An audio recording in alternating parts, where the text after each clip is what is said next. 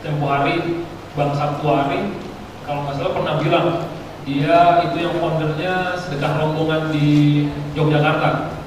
Dia bilang kalau mahasiswa masih minta uang dari orang tuanya, malu sama monyet. Tempo hari kan di pinggiran jalan Jakarta itu banyak topeng monyet. Monyet tadi bisa dapat duit, masa mahasiswa nggak bisa dapat duit? Saya kalau balik ke S1 lagi semalu tuh. Jadi waktu S1 kan masih pakai uang orang tua, tapi waktu S2 kan juga duit sendiri. Jadi mau nggak mau semangatnya juga jauh lebih tinggi, jauh lebih besar. Karena waktunya juga waktu pekerjaan, ngambil waktunya, cutinya segala macam itu karena waktu itu masih jadi karyawan, belum jadi usaha sendiri. Karena saya memulai di perusahaan saya Isokar ini awalnya adalah di bagian administrasi, kemudian menjadi pemegang sahamnya, pemiliknya di tahun 2000, hidupnya semakin lebih padat.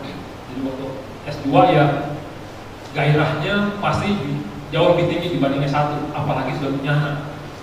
Karena itu yang menjadi semangat yang mendorongnya. Kira-kira seperti itu sih.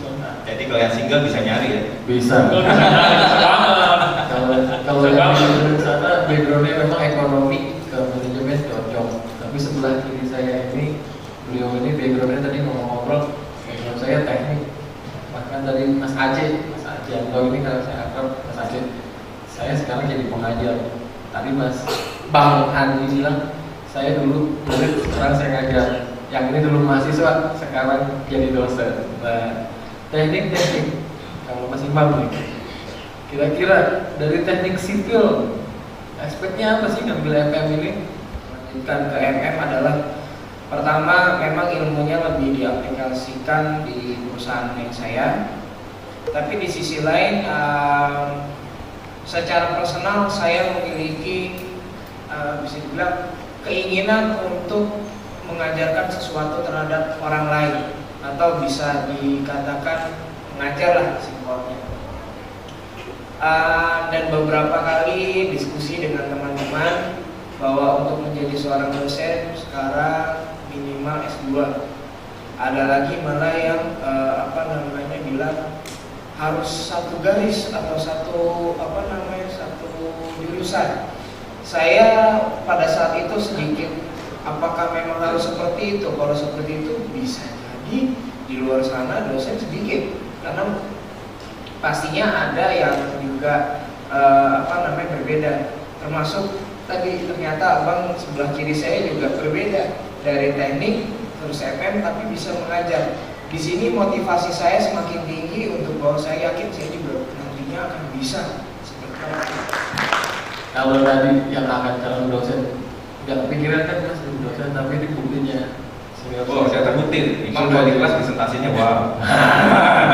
Salam presentasi Bang Adi. Kalau ini Mas Aceh, dari Mas Aceh sharing Mas. Sebelumnya ketika dulu saya masih bekerja di salah satu perusahaan swasta nasional, saya melihat bahwa saya lulus S1, aplikatifnya hanya sebagai teknik mesin. Kemudian saya coba, setelah selesai saya coba ngambil S2 dan ilmunya banyak sekali ya. Dan alhamdulillah tadi mengenai usaha kecil dan menengah sampai kita bisa tahu how to manage people, how to collaborate, terus kemudian strategi penetrationnya, market penetrationnya, ilmu banyak sekali yang diajarkan oleh S2. Dan itu mungkin untuk foundation basic awal di teknik sendiri belum didapat secara matang. Tapi ketika ngambil pasca sarjana magister management, how to manage people, kemudian market penetration tadi, jadi kita tahu yang namanya strength, weakness, opportunity. Kalau kita balik menjadi TOS analysis gitu kan, itu dari pasca sendiri. Dan guru-guru besar yang saya anggap besar di mata saya itu beliau-beliau. Dan itu memang saya terapkan, dan alhamdulillahnya sekarang ekspansi kita sampai di London, kemudian kita ada di Thailand, usaha-usaha yang sudah berjalan. Dan itu saya memang alhamdulillahnya sekalian aplikatif tadi, betul kata Bapak ya, mengenai application-nya sama theoretical-nya kita combine, menghadirkan sesuatu yang alhamdulillah bisa dikatakan sesuatu yang lebih future lagi. Nah, kedepannya jangan sampai, mohon maaf, sampai kita orang lain masuk sebagai orang Vietnam, kemudian orang Singapura, how to kita kompetitifnya gimana gitu. Seperti itu. Terima kasih. Jadi persaingan mea ya tadi ya? Karena sudah masuk ke era ini, seperti itu. Ya, jadi MM juga bukan hanya hard skill aja, berarti mendapatkan soft skill juga untuk dari MM ya. Tiga, saya lihat beberapa kejadian di negara kita atau di ini, artinya adalah simpulnya atau kesimpulannya bahwa ini adalah mismanagement, ya kan? Artinya suatu saat saya punya dream bahwa bagaimana supaya menjadi pemimpin yang baik itu. Oleh sebab itu saya pikir kalau ambil MPD pada saat itu, saya tes di UPH kemudian di Munandharma, lalu ada UGM juga di tempat sekarang sudah ada cabang negaranya. Nah itu saya ikut tes semuanya. Artinya di teman-teman saat ini memang semua yang dapat beasiswa itu dapat di semuanya memang ambil linear. Sedangkan saya mau sendiri karena memang saya punya diri sendiri. Kebetulan kalau Trisakti ini kan terkenalnya kita dulu di tahun 98 adalah dengan kerusuhannya yang kita lihat. Dan inilah benar kata Pak Andi tadi bahwa rupanya mimpi itu di sini rekam. My dream come true hari ini sekarang. Bahwa saya waktu lewat walaupun ke WNI sebenarnya, tapi hati saya tetap di Trisakti sebenarnya. Ya bahwa suatu saat saya pengen kuliah di sana. Kebetulan karena memang chance-nya di D1 tidak dapat, tapi tetap saja dalam hati saya pengen kuliah di Trisakti. Nah, puji Tuhan sih pada setelah perkumpulan bahwa saya tes di UPH sama Munandharma melalui UGM, lalu tes juga di Trisakti. Finally saya lihat lebih dapat passionnya di Trisakti sendiri karena tepuk tangan dulu dong. Sampai saat ini udah semester 3. Jadi ilmu itu yang akan saya aplikasikan ke depan. Saya tadi punya grip bahwa saya tidak menggunakan sekitarnya ini, tapi kata Pak motivator sebenarnya bisa divisualisasi atau dikatakan sama orang. Tapi mau saya kirim dulu, sebenarnya saya sedang belajar di sini bagaimana memanage something. Okay? Jadi itu dream saya dan itulah yang saya dapatkan di Trisakti. Terima kasih buat Trisakti semua. Itu saya bisa selesai. Thank you. Setelah mendapatkan efek, sekarang mengajar, feel-nya itu gimana untuk mendapatkan menyongsong Tomorrow ya? Kira-kira seperti apa Mas? Tipsnya Mas? Sebenarnya saya sendiri masih belajar banyak loh Pak, masih menimba ilmu lebih lagi. Kembali lagi dan saya bangga sekali dan saya senang sekali ilmu yang sudah saya dapat bisa diterapkan dan aplikatif, sangat aplikatif. Saya ingat ketika salah satu guru pasca mengajarkan mengenai strategi internasional, itu gimana tuh how to face people di satu negara, beda negara Asia contohnya Thailand beda dengan Inggris sendiri, itu sangat beda dan itu corporate culture, kemudian hal-hal yang detail itu saya merasakan sendiri dan untuk kedepannya dan saya masih terus belajar, cuman itu aja sih Pak sebetulnya. Dan saya terangkan juga ke teman-teman adik-adik, kebetulan ada ketua himpunan mesin di sini, Mas Dilannya juga, dan alhamdulillahnya kemarin mesin Trisakti ikut Google Hack, sampai diundang oleh Google Hack yang dari Google langsung, kemudian ada undangan langsung dari ya penerapannya memang harus aplikatif dan benar kata Bapak tadi adanya penggabungan yang sinkron yang lurus ya. Seperti itu dan saya masih terus belajar ya. Kebetulan adik-adik juga malah banyak ngajarin saya tanya sama guru-guru. Mungkin teman-teman juga merasakan hal yang sama. Kita kuliah ambil S2 ini pada saat kondisi kita sudah bekerja. Mungkin bekerjanya juga di perusahaan orang di mana kita untuk datang kuliah saja itu butuh perjuangan, paling tidak kita harus izin ke atasan kita. Itu tantangan yang paling pertama. Setelah datang ke kampus, tantangan kedua adalah tentang fisik atau kondisi kita sendiri. Mungkin setelah kita stres dengan pekerjaan di kampus, kita harus berusaha semaksimal mungkin memfokuskan diri kita untuk memahami pelajaran-pelajaran yang ada. Itu juga menjadi tantangan. Akan tetapi yang saya rasakan sejauh ini adalah karena dosen-dosen sudah memahami kondisi kita semua, sehingga penyampaian materi dari para dosen kita kepada mahasiswanya itu juga tidak seperti pada saat dulu kita S1. Jadi teoritis yang jadi membuat kita bosan, mengantuk, malah susah untuk menangkapnya. Justru malah komunikasi dua arah ini yang paling efektif supaya materi cepat tersampaikan. Seperti itu. Ditambah dengan adanya himpunan tadi, lebih mempererat lagi komunikasi dan hubungannya antara antar angkatan, sehingga tidak ada gap. Mungkin kalau dulu ada yang namanya senior junior, kalau sudah seperti ini, saya sendiri mungkin saya di sini posisi paling muda, tapi saya merasa saya berkeluarga dengan abang-abang yang ada di sini. Bahkan dengan dosen pun karena komunikasinya tidak ya mungkin tetap ada batasan, tapi setidaknya kita lebih dipermudah untuk bisa berkomunikasi secara langsung. Itu yang saya rasakan. Jadi MM itu depan dia aja. Itu gimana tuh Bang? Dulu Bang, perjuangan Bang.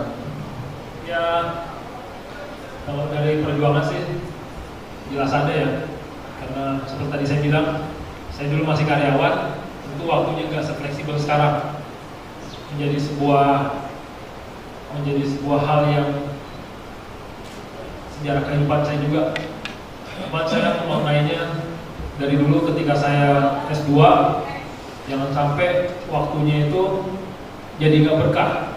Kadang-kadang di kantor sudah juga waktunya kepake S2, waktu bekerjanya dipakai untuk hal-hal yang nggak ada juntrungan sama kantor.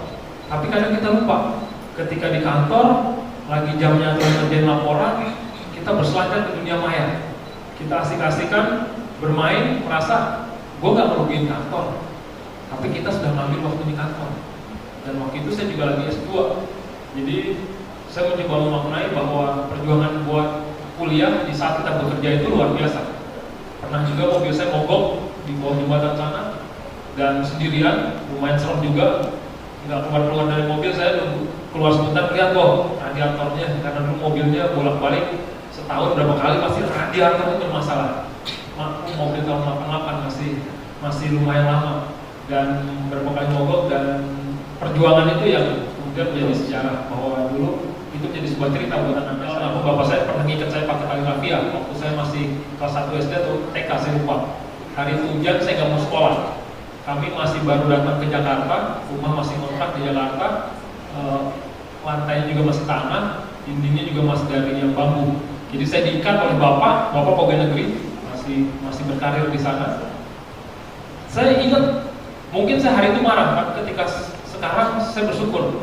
Karena almarhum bapak bilang, kita boleh miskin harta, tapi jangan sampai kamu itu miskin ilmu. Karena ilmu yang akan menjadikan kamu punya harta. Saya sampai gitu sama bapak waktu dulu, saya nggak ngerti apa-apa. Tapi waktu sekarang, kalau bapak bilang ada, itu luar biasa. Jadi jangan pernah ketika kita sudah sekolah, dan bahkan kantor pun kita korbankan, waktunya kita ambil, jangan sampai itu menjadi sebuah hal yang gak ada berkahnya. Karena sebaik-baik ilmu yang kita dapat, kalau caranya salah, nggak akan ada berkah. Jadi ya alhamdulillah ilmu yang diambil dia itu. Alhamdulillah, jadi hikmah-hikmahnya kadang-kadang juga luar biasa banyaknya. Selain ilmu formal yang saya sampaikan, pasti akan selalu ada hikmah dimanapun kita berinteraksi dengan orang, apalagi S2 atau S1. Terima kasih. Tadi ada yang tadi udah membelot, gitu kan? Jadi magister managing udah dibuktikan dari teknik bisa masuk ke MM, bukan hanya dari faktor FE aja ya. Kalau Mas Oli dari mana? Saya jauh ya, dari manajemen transport. Kalau saya dari tadi Mas. Oke. Angkutan umum. Benar.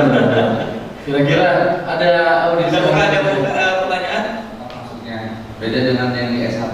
Ini saya bertanya secara umumnya, kenapa tidak atau masalah atau tidak apabila pengajaran S2 diterapkan langsung ke S1? Apakah itu dampaknya lebih bagus atau tidak? Karena yang tadi Bapak bilang S1 tuh teori pusing, ya saya pun begitu. Kalau diajarkan sama dosen jadi mumet. Ya mungkin alat-alat lebih baik ini dicoba cara yang sudah seperti itu. Terima kasih. Oke, terima kasih. Satu berarti saya lupa. Nah, dia yang satu gimana? Baik, terima kasih. Jadi mungkin depend on the style ya. I think like that. So artinya begini, kalau kemudian kalau saat ini saya lihat tidak juga ya. Kalau saya bilang tergantung dosennya juga. Ada beberapa dosen sudah mempunyai mindset yang bagus bagaimana membuat fun learning itu ini. Jadi saya pikir depend on the lecturer aja. Jadi tidak semuanya akan kaku seperti itu juga sebenarnya. Itu yang saya lihat. Kenapa di S2 lebih fun? Ya itu dia. Kita lihat di S2 itu semuanya rata-rata para pekerja juga ya. Artinya beban itunya, beban pikiran apa segala macam lebih berat daripada mahasiswa. Itu dia mungkin. Jadi agak lebih fun. Itu yang di apa? Tapi kenapa nggak diterapkan? Saya pikir sudah beberapa dosen saya lihat, saya dengar juga sudah menerapkannya. Dan itu yang memang kita butuhkan sebenarnya. Kenapa belum berubah? Tanya langsung pada dosennya. Terima kasih. Sangat aneh ya, lebih aneh lagi daripada yang teknik sama guru bahasa Inggris. Mungkin ada nggak pengalaman dari alumni Trisakti perawat mengambil magister manajemen atau juga bidan mengambil magister manajemen? Itu aja sih ya. Ini saya tanya sendiri. Kenapa? Ya. Karena ini mendapatkan soft skill yang lebih dari apa yang dia dapat sekarang. Kalau di bidang keperawatan, passionnya nggak di situ Pak. Saya besar ya. Ingin mendapatkan gaji yang besar, tapi tidak selamanya pramugari akan mendapatkan finansial yang besar. Dia ada batas umur. Saya harus punya strategi ke depannya. Strategi ke depannya Pak. Saya harus ngambil magister manajemen. Untuk apa? Nanti saya akan drone ke bawah. Maksudnya untuk bekerja di kita bisa di sini, tapi yang lain masih bisa bergerak. Nah ini manajemen. Itu yang saya pelajari dari beliau-beliau, Ibu Berni, Bapak Asep, dan beliau besar saya. Terima kasih seperti itu. Saya mau bertanyakan tadi sudah dijelaskan sama saudara-saudara Irfan, kita mengambil S2 itu kebanyakan saat sedang bekerja. Nah, saya di sini saya masih S1 jurusan teknik mesin. Saya ingin bertanyakan kan, saya juga kedepannya ingin mempunyai cita-cita, mempunyai keinginan untuk mengikuti kuliah S2. Nah, bagaimana? Apakah yang harus saya lakukan? Apa kiat-kiat suksesnya agar ketika kita bekerja, pekerjaan kita lancar, urusan kuliah tidak terganggu? Nah, ya. Itu saja. Terima kasih. Terima kasih. Pertama sedikit, kalau saya mau nambahin sedikit sama pertanyaan yang paling pertama masalah itu, karena kalau nggak nambahin rasanya tuh ada gerget gimana gitu di dalam gitu ya. Sedikit mungkin kenapa saya jawab yang pertama dulu ya, tadi yang tambahin sedikit ya. Jadi kenapa sih S1 masih teoritis, kenapa harus S2, kenapa nggak S2 diterapkan? Pertanyaan simpel kalau menurut saya ya. Mungkin saya ambil beberapa contoh simpel. Kenapa anak kecil diajarin 1+1 pakai jari? Kenapa nggak langsung pakai kalkulator? Kan cepat. Karena kita harus tahu dulu prinsip dasarnya atau basicnya tuh dari mana sih kita bisa dapat 1+1 itu 2. Jadi pada saat kalkulator itu tidak ada, maka basic tadi lah yang digunakan, 1+1 oh 2 gitu. Lalu yang kedua, ya kenapa saya tidak belajar gerakan yang lain? Kenapa yang itu sudah diaplikasikan? Kenapa saya masih teoritis? Yang namanya mukul seperti ini, orang lain udah mukul badan, udah mukul target gitu ya.